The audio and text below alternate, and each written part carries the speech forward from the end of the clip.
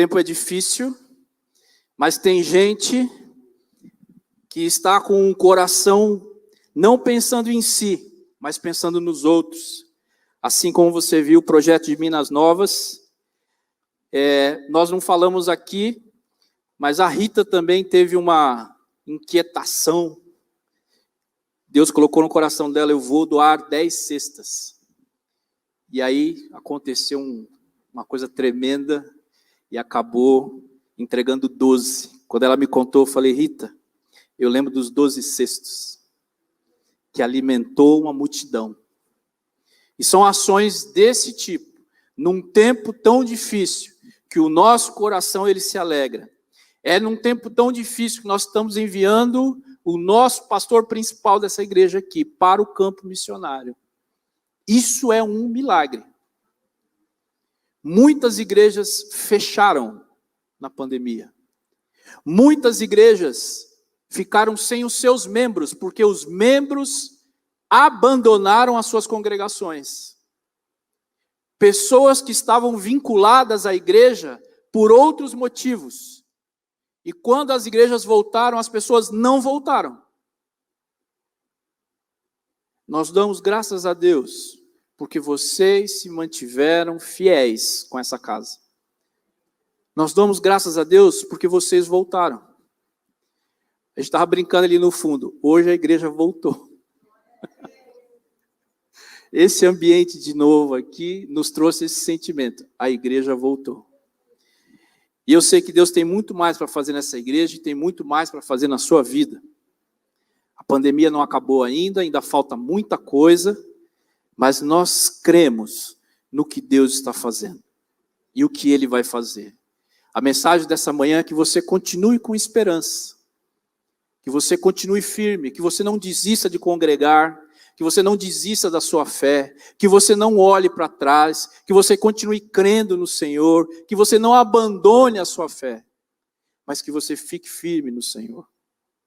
Hoje é um dia tão especial que a gente tem até a Regina, que veio lá de Taubaté, está conosco aqui. A Regina está nos acompanhando virtualmente, é a nossa telemembro. Agora nós temos uma nova classificação, nós temos os membros presenciais, e nós temos os telemembros. O Celso tem feito o Celso, Toninho, Lucilene, toda a turma aí da intercessão, tem feito uma live de oração às sextas-feiras. E a gente tem conversado com pessoas que não estão aqui. Outras pessoas. Um outro rebanho está se formando.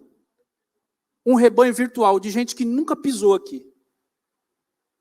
Você crê no milagre? Você tem visto Deus fazer?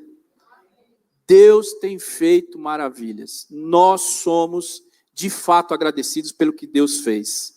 Então, você é muito bem-vindo nesse lugar. Esta casa é sua. E ela está aberta para honrar e para dar glória somente a Deus. Amém? Aleluia. Louvado seja o Senhor. Eu vou correr aqui, que eu trouxe aqui um tema para a gente refletir brevemente, a respeito justamente dos nossos dias, porque toda crise ela traz um legado. Nós ainda estamos numa crise. Toda crise ela traz um aprendizado, ela traz uma reflexão, até mesmo nas perdas, porque nem tudo foi flores nesse 1 ano e meio aí. Tivemos muitas perdas. Algumas pessoas nós perdemos. Algumas pessoas perderam a vida. Alguns parentes nossos foram embora. Algumas pessoas sofreram demais por causa da nossa crise. Então foi um tempo difícil. Essa semana, quando eu vi a notícia que o governador de São Paulo foi infectado pela segunda vez pelo vírus, eu pensei, de fato nós estamos numa calamidade. Quando a gente está achando que o negócio está acabando, vem uma notícia de alguém que tem muito recurso, de alguém que tem a condição de ser bem tratado no melhor hospital, foi reinfectado. E sabe, irmãos, essa doença ela não faz distinção entre negro e branco, entre pobre e rico, entre homem e mulher, entre hétero e homoafetivo, entre letrado e analfabeto, se você é de esquerda, se você é de direita. essa doença e essa crise que nós vivemos, ela está para todos. É uma calamidade. Isso a gente já entendeu. E a calamidade, ela significa uma desgraça pública. Ela significa um dano para as pessoas. Todos nós estamos sendo afetados.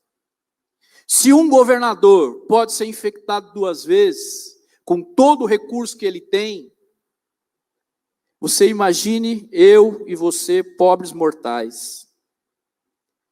Vamos lembrar aqui de um ator conhecido, comediante, milionário, que lutou durante 50 dias com uma doença, fez um tratamento caríssimo. Ele tinha um dispositivo que custava R$30 mil por dia, para ele se manter vivo. Ele ficou 50 dias e ele não conseguiu. Ele foi embora. Ele foi embora. Faleceu com a doença.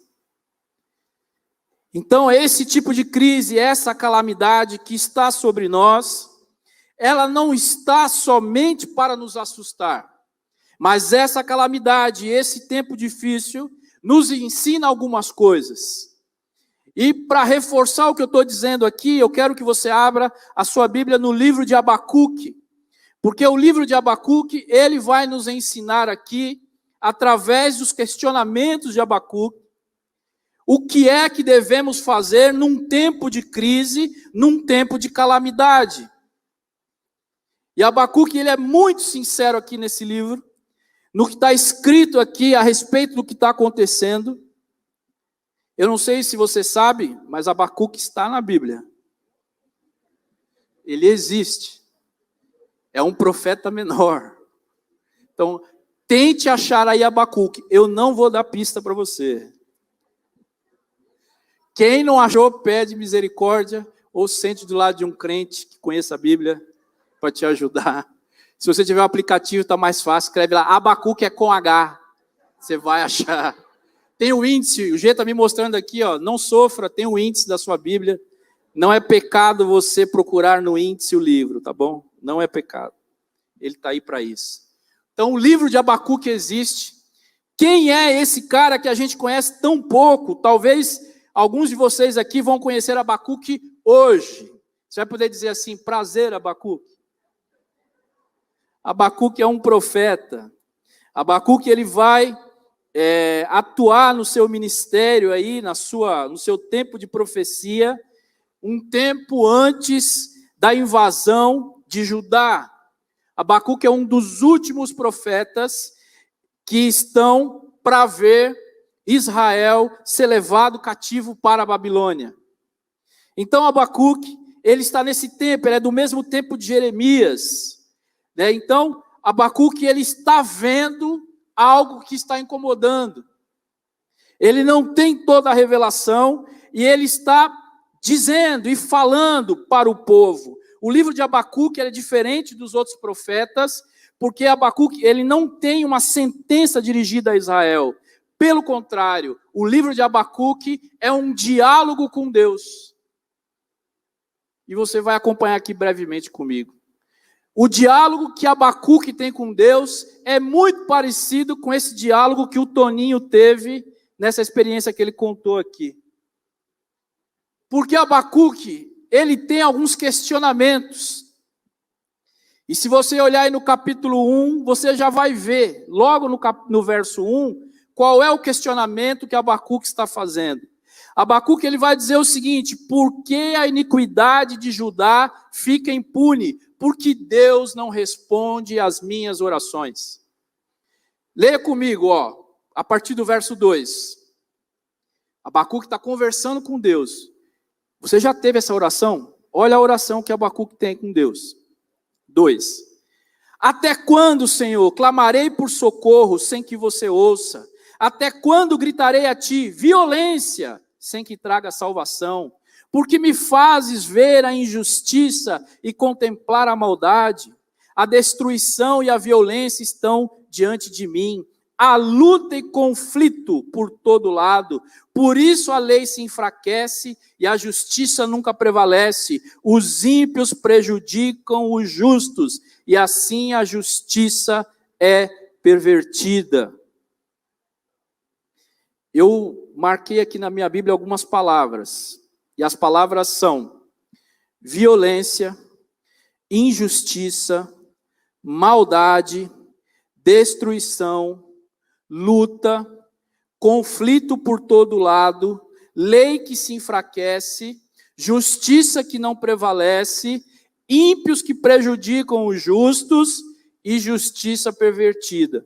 Pergunta que eu faço para vocês: você já viu uma nação que tem violência, injustiça, maldade, lei enfraquecida, justiça que não prevalece? Você conhece alguma nação além da de Israel? Uma chance, uma letra, né? O que Abacuque está enfrentando aqui é uma crise. O que Abacuque está enfrentando aqui é exatamente isso. É um estado de calamidade, um estado de completa desolação. O profeta ele está falando de corrupção social. O profeta ele está falando de crueldade. Esse tempo aqui, Judá era governado pelo rei Joaquim, um cara ambicioso, cruel e corrupto. Veja como a Bíblia, ela é atual como um jornal de hoje. Abacuque está falando de corrupção social. Abacuque está falando de violência. Abacuque está falando de leis enfraquecidas. Abacuque está falando de justiça pervertida. Esse tempo aqui de Abacuque, haviam coisas muito semelhantes aqui a essa terra. No tempo de Abacuque, os donos de terra controlavam os tribunais. Você sabe o que isso quer dizer? Que os donos de terra, eles pagavam propina para eles ganharem as causas.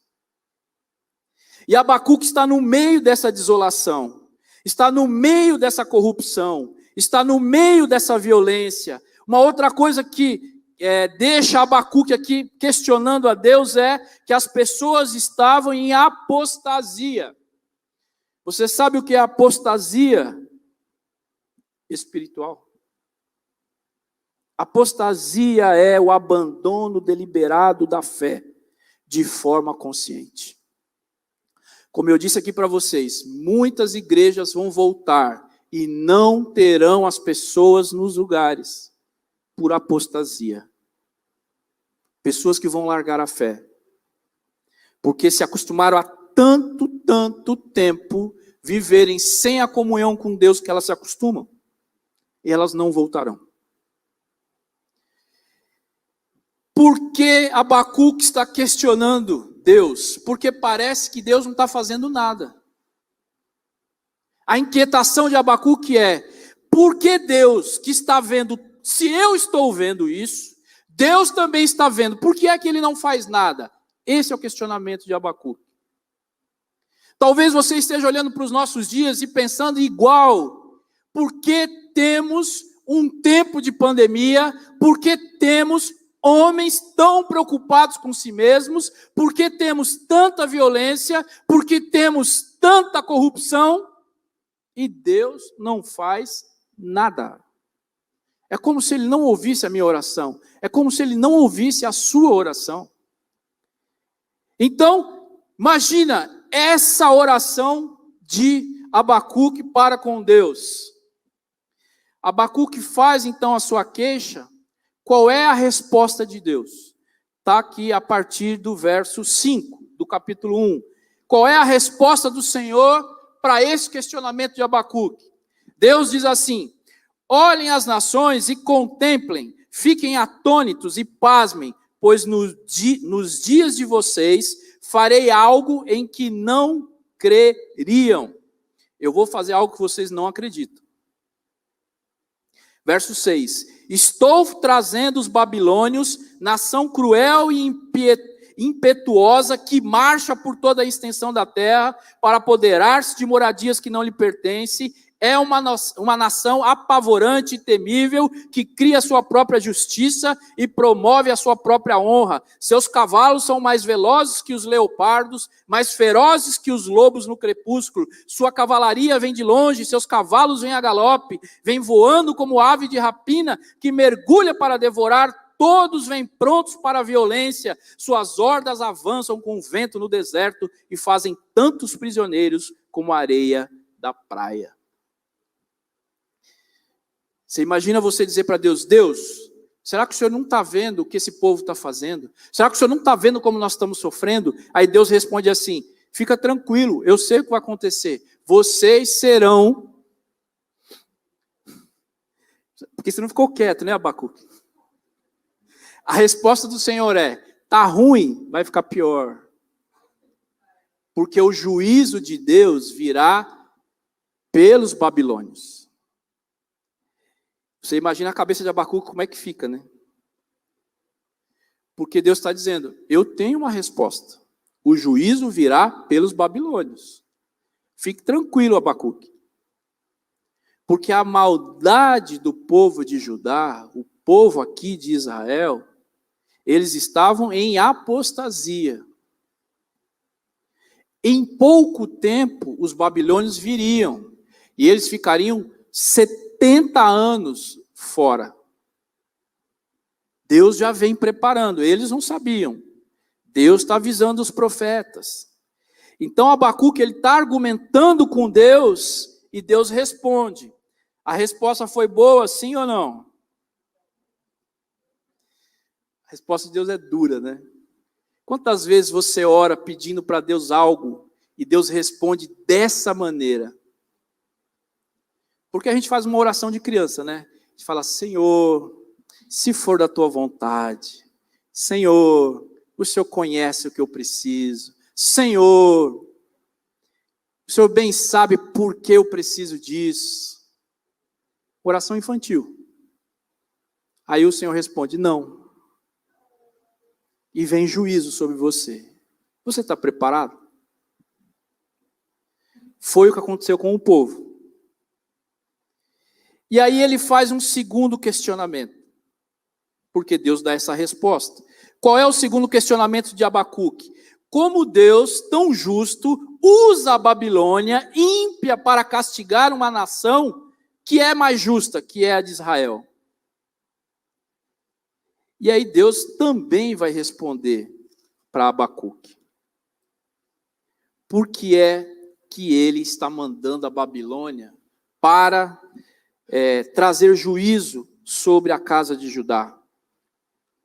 E a partir do capítulo 2, do verso 2 em diante, tem uma resposta do Senhor para Abacuque.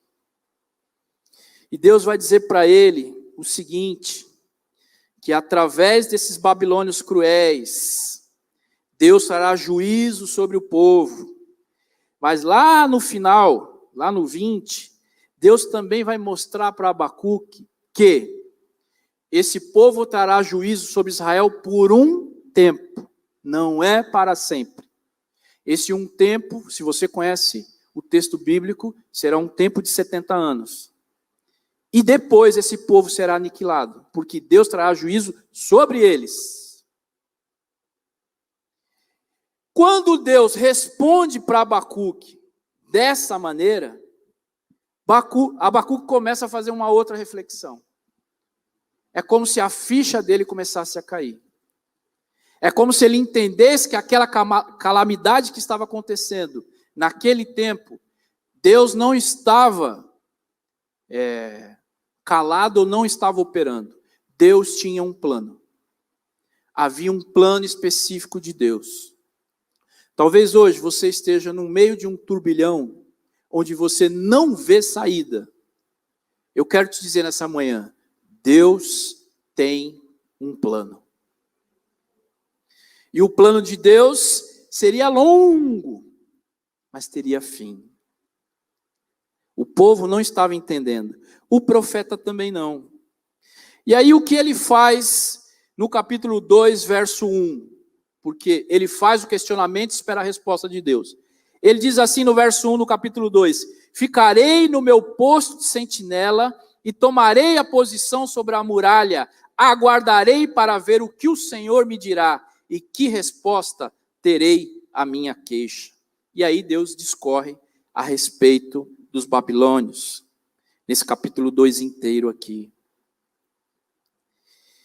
Abacuque, ele vai aprender uma coisa que nós insistimos em não aprender, que está aí no verso 3 e 4 do capítulo 2, que diz assim: pois a visão aguarda um tempo designado, ela fala do fim e não falhará, ainda que demore, espere-a, porque ela certamente virá e não se atrasará.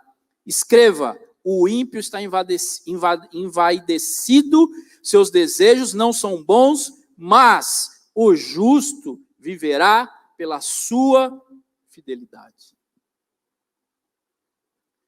O contexto de Deus aqui para Abacuque é: espera pacientemente em fé, porque o reino de Deus será expresso de maneira total. O verso 14 do capítulo 2 diz isso: mas a terra se encherá do conhecimento da glória do Senhor, como as águas enchem o mar.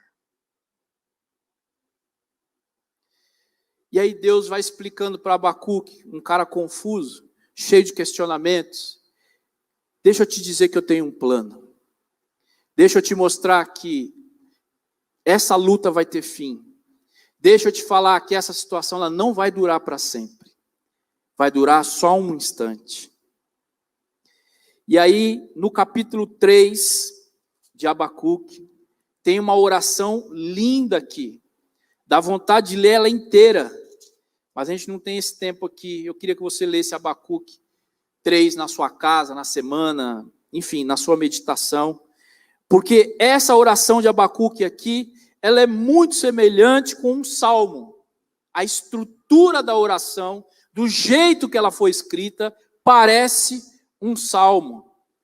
Porque Abacuque começa a entender quem é esse Deus que cuida dele, quem é esse Deus poderoso. E a partir do verso 3, ele vai fazendo uma oração que ele vai lembrando o que Deus fez na vida dele. E aí as menções que são feitas no capítulo 3 relembram a saída do Egito, o que Deus fez no deserto, o Mar Vermelho, a travessia do Rio Jordão, a vitória de Josué quando o sol e a lua param. Está no verso 11. O sol e a lua pararam em suas moradas, diante do reflexo das tuas flechas voadoras, diante do lampejo da tua lança reluzente. Ele está aqui orando, mas ele está lembrando o que Deus fez. E essa reflexão, no meio aqui da confusão, vai fazendo Abacuque entender qual é o propósito, qual é o plano de Deus. O livro vai terminar com uma nota de fé e de esperança, a partir do verso 17. Eu tenho certeza que você conhece esse trecho aqui, do verso 17. Mesmo não florescendo a figueira e não havendo uva nas videiras, mesmo falhando a safra das azeitonas, não havendo produção de alimento nas lavouras, nem ovelhas no curral, nem bois nos estábulos, ainda assim eu exultarei no Senhor e me alegrarei no Deus da minha salvação. O Senhor, o soberano, é a minha força. Ele faz os meus pés como os do servo, faz-me andar em lugares altos. Quando o profeta está dizendo essas palavras aqui, tem todo esse contexto que eu estou te falando. A cidade de Judá está prestes a ser levada em cativeiro. Essa cidade está em grande corrupção, essa cidade tem caos social, essa cidade aqui, ela está com um grande problema com os homens. E por isso o profeta questiona Deus. E Deus fala com ele. E qual é a atitude do profeta? Ele ora. E a oração dele é essa aqui, que eu recomendo que você leia inteira. E o livro vai terminar com essa mensagem de esperança. Sabe, irmãos, esse livro aqui de Abacuque, ele só tem esses 3 capítulos aqui. Mas é um livro que traz muitos ensinamentos. Recomendo que você leia, que você entenda a partir desse contexto. O contexto das interrogações que ele faz para Deus, o contexto da sociedade que ele está vivendo, de violência, de injustiça, de maldade, de lei enfraquecida, de corrupção, de injustiça. E no meio dessas coisas aqui, Deus vai dizer para Abacuque: eu tenho um plano. Deus sempre tem uma saída. Deus sempre tem uma palavra de esperança. Deus sempre tem um livramento. Tudo no seu tempo. E o que nós aprendemos aqui rapidamente nesse texto é que todos nós estamos sujeitos às calamidades. Calamidade de saúde, calamidade econômica, política, social, relacional. Eu e você estamos sujeitos. Porque se a gente chegasse aqui no final dessa confusão toda e dissesse assim: ninguém da igreja pegou a doença. Ninguém da igreja aqui teve problema na sua família. Foi isso que aconteceu? Não foi isso que aconteceu, porque eu e você estamos sujeitos. Em Mateus 5,45 diz o seguinte: pois ele faz nascer o seu sol sobre os maus e bons e faz cair chuva sobre justos e injustos. A Bíblia nos ensina claramente que Deus ama aqueles que são seus filhos e que todas as coisas cooperam para o bem daqueles que amam a Deus. Você consegue crer nessa palavra? Mesmo uma morte, mesmo uma perda de emprego, mesmo com um grande prejuízo na sua vida, você crê que isso é vontade de Deus? Como vocês têm fé? Meu Deus. É fácil falar, é difícil viver. Mas não se preocupe, não é que isso não vai acontecer com você. Quando isso acontecer com você, se lembre dessas palavras. Nossa, isso é uma praga? Não, isso é realidade. A experiência diz isso. Nós não estamos alheios ao que está acontecendo nesse mundo, é isso que eu quero te dizer. A nossa fé ela é confirmada nas provações.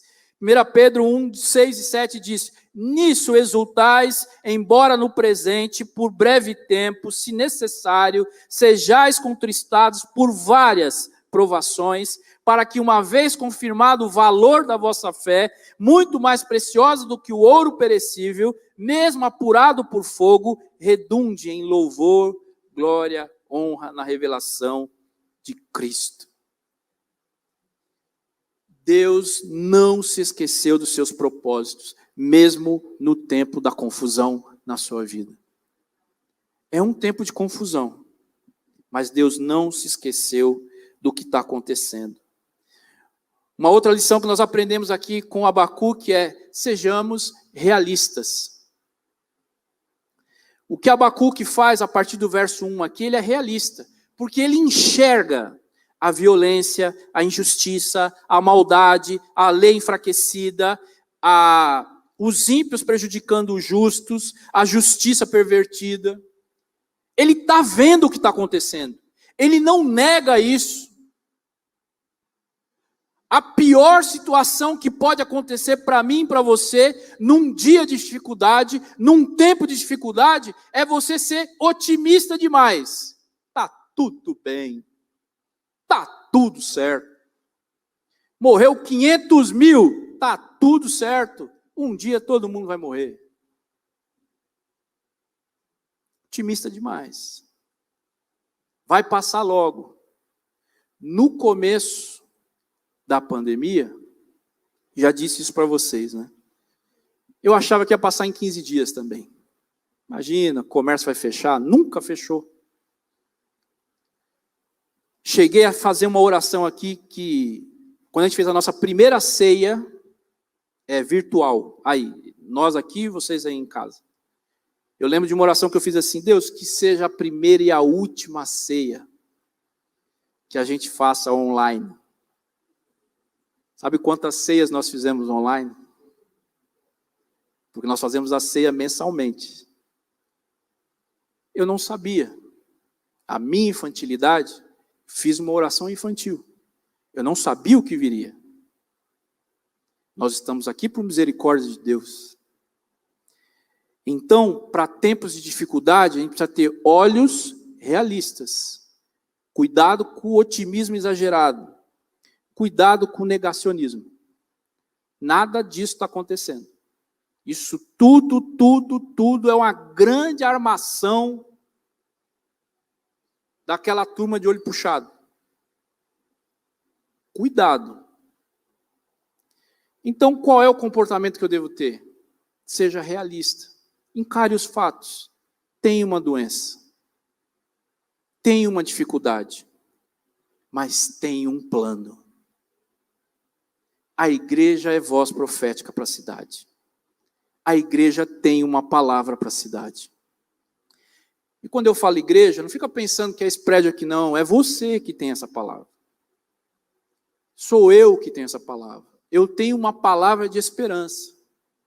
Eu tenho uma palavra de fé. Esse é um tempo que nós fomos provados. Porque todo mundo sabe que a gente está cansado de dizer coisas a respeito da fé. Agora, quando você é provado na fé, a coisa muda. Tem uma pastora que eu conheço que é do fogo. Manda rajada de bênção. Tem o coração no fogo do Espírito. Passou por uma grande dificuldade com a doença. Ela questionou a Deus, porque teve medo de morrer. Veja como é diferente o nosso discurso do que aquilo que a gente vive. E a gente sempre fala para todo pregador: você deve viver o que você... A gente adora dizer isso para o pregador. Agora, todo pregador também gosta de dizer: e você? Você vive aquilo que você fala? Porque falar é fácil, viver é difícil. Você tem vivido o que você tem pregado? Não pense que a nossa pregação é só essa aqui do púlpito. A pregação é a nossa convivência, é o que nós fazemos no dia a dia, de segunda a sexta, onde a nossa vida ela é mais real. Você tem vivido o que você tem pregado? Você acredita nessas convicções? Porque quando chega esse momento aqui, a sua fé será provada. E é provada no fogo. Se é palha, se é ouro, o fogo vai provar. Então, sejamos realistas. Fuja do otimismo exagerado, fuja do negacionismo. Tome uma atitude. Qual foi a atitude do profeta? Ainda assim, que é lá o final, o 17, né? De Abacuque.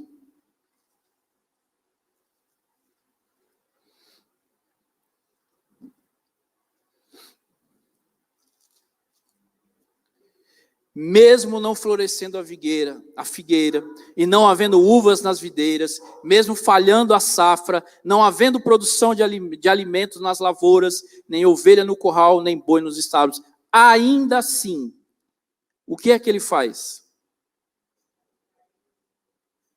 Como é que está a sua versão? Ainda assim, me alegrarei, exultarei. Essa é a atitude no tempo da nossa calamidade.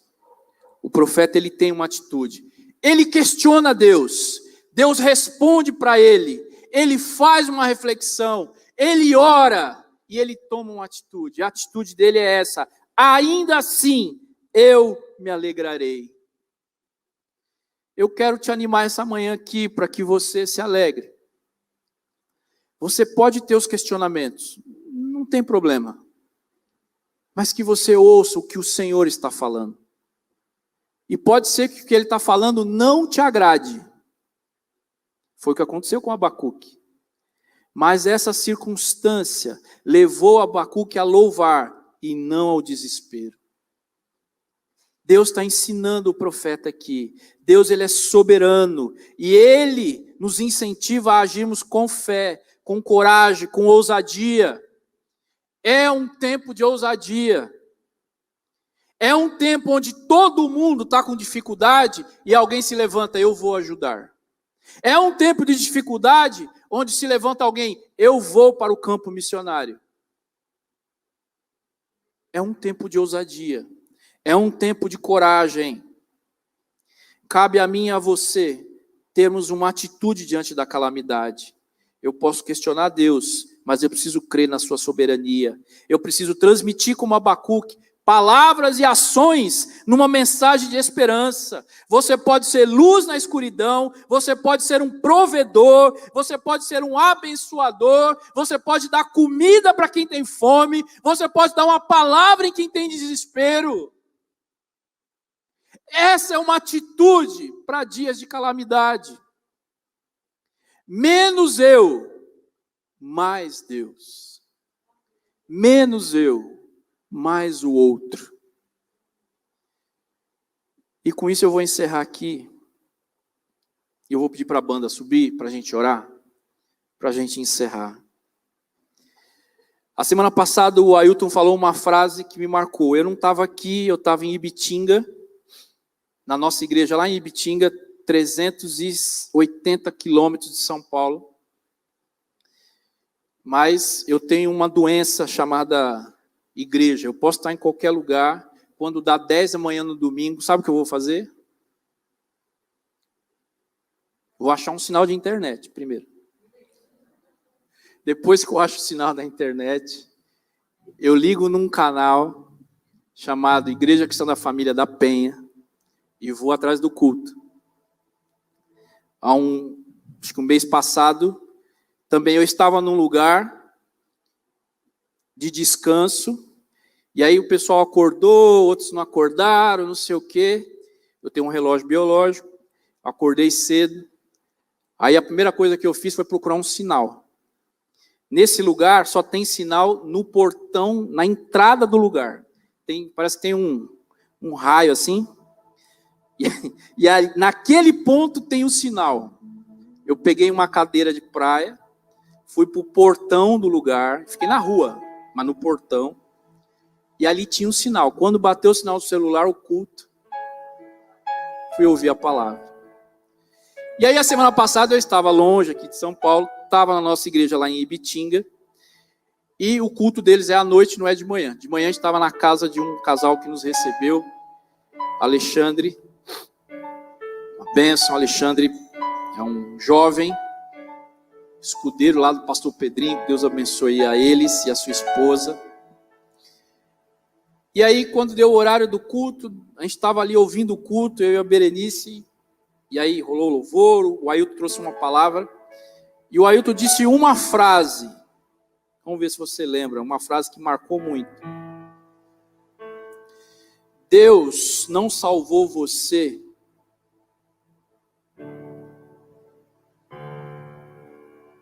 vou reformular. Você não foi salvo para ir para o céu, mas sim para trazer o céu à terra. Não lembro mais nada que ele falou, mas eu lembro dessa frase.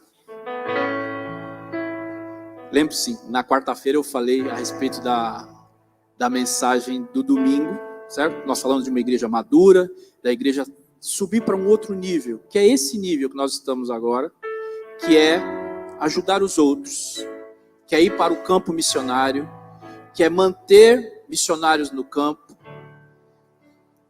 E aí a frase dessa mensagem toda do Ailton, que é exatamente essa. Eu e você, nós não somos salvos para ir somente para o céu, mas sim para trazer esse céu para a terra em tempos de confusão. Quando tiver tudo confuso, ouça a voz profética da igreja. Deus tem um plano. Deus está no trono. Nada foge do seu controle. Enquanto os homens lá fora estão em confusão, tem um Deus aqui dizendo para você: eu tenho um plano. Abra sua boca, chegue a um necessitado, vá lá no sertão, lá onde as casas são feitas sem estrutura. Ande 5 quilômetros com uma cesta básica na cabeça para levar para quem tem fome. Entre numa comunidade violenta e você vai entender o que é o Evangelho.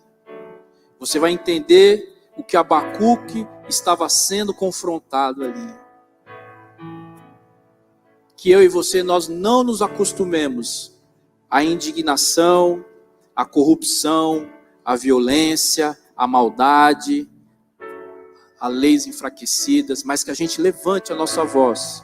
Mas a gente levante a nossa voz como igreja, como voz profética. Existe um Deus que é todo poderoso. E é sobre isso que eu quero orar e quero te encorajar aqui nessa manhã. Para que você saia dessa zona de conforto aí. Para que você não ache que, já que você se batizou, já que você é salvo, já que você vem à igreja todos os domingos, já que você dá o seu dízimo e a sua oferta, já que você já está tranquilo, e que morra o mundo e a sua injustiça.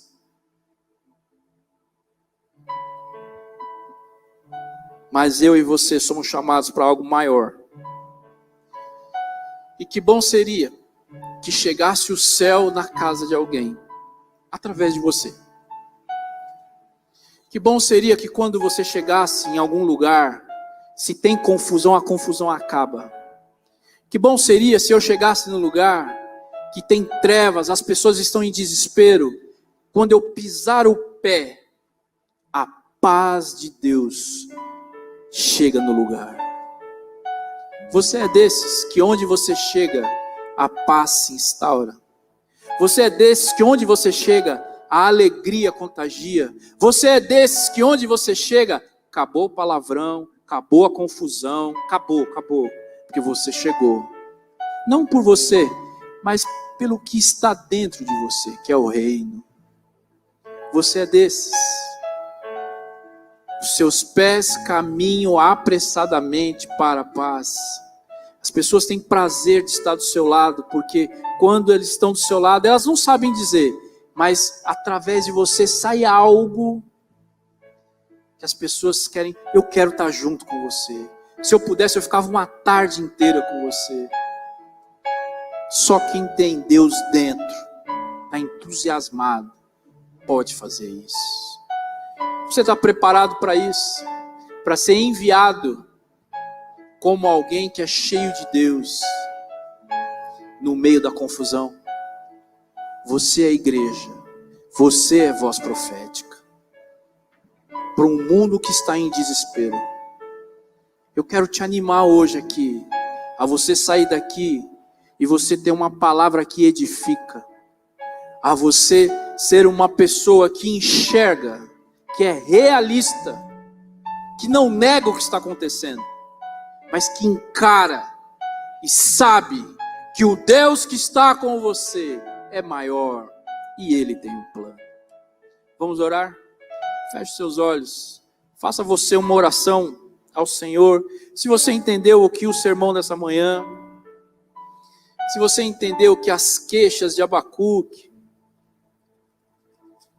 levaram ele a entender o Deus que ele cria, e Deus com uma paciência que mostrou para Abacuque que ele deveria ter esperança, apesar de um tempo de confusão.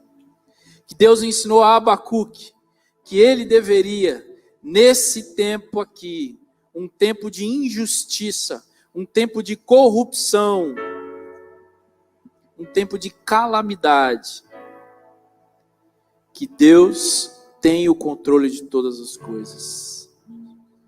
E aí você vai poder dizer, como Abacuque, mesmo que não floresça figueira, mesmo que não haja uvas, mesmo que falhe a safra de azeitonas, mesmo que não tenha alimento e produção nas lavouras, nem ovelhas no curral, nem bois nos estábulos, ainda assim,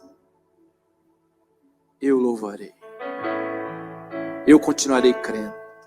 Faça aí a sua oração, nós vamos cantar e vamos encerrar.